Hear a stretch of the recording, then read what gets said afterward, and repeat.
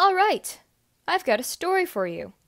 So, okay, let's go back to when I was 12. I was a thriving 7th grader with developing scoliosis and decreasing friends as I left public school to go to online school because, according to the pros and cons list I made in debate of switching schools or not, I said I hated everyone. I came across this screenshot from this new show called Star vs. the Forces of Evil on Tumblr of the two main characters, Star Butterfly and Marco Diaz. Now, I am a romantic. I love romance. I love watching it, reading about it. I don't care if it's gay, straight, whatever. I'm all for it. So when I saw these two characters together, I immediately started watching the show because I thought they looked pretty cute together. I admit, I started watching it in hopes of teen love, but after watching the first few episodes, I genuinely fell in love with the series, from the storyline, the art, the comedy. It was my new favorite show. So that's when I started my infamous fan account called Starco Shippers, Starco being the ship name of Star and Marco, and Shippers being the followers of the account.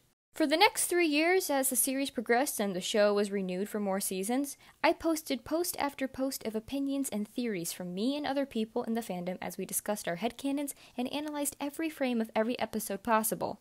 My account started growing as more and more people started following, including the voice actor for Marco Diaz, the composer for all the music in the episodes, a few storyboard artists, and even the creator of the show, Darren Nefsey. I truly cried my eyes out when I saw her name pop up saying she followed me. I lost a lot of fluid that day. I shared fan art from other artists with their approval and proper credit, and even I started making fan art myself. I was never an art kid growing up, but I started drawing because of this show, which inevitably led me here. I made some friends, fought through some fandom drama, and it all led to one moment that you watched this video for. An invitation. I was now 15, starting my 5th year of online school and already destroying my GPA, still running my fan account as I always have been, until I got a DM from Darren Nefsey. If you are in Los Angeles for lunch on the 10th, I'd be happy to show you around the studio. I bet we could get Adam to come too. Or if those are the only days you can come, I can get one of the artists from the Star crew to show you around the studio. You have a lot of fans on the show. So during fall break, my parents and I packed our things and drove to Burbank, California to take a tour of the Disney Television Animation Studios, aka where they make shows like Gravity Falls and Phineas and Ferb. But before heading over to the studio, I got to meet Adam MacArthur. Adam MacArthur! He was super nice and let me sit in on one of his recording sessions while I nervously smiled at the producers in my obnoxious red sweater. Then we finally arrived to the home of my favorite show in the entire universe, Disney Television Animation Studios.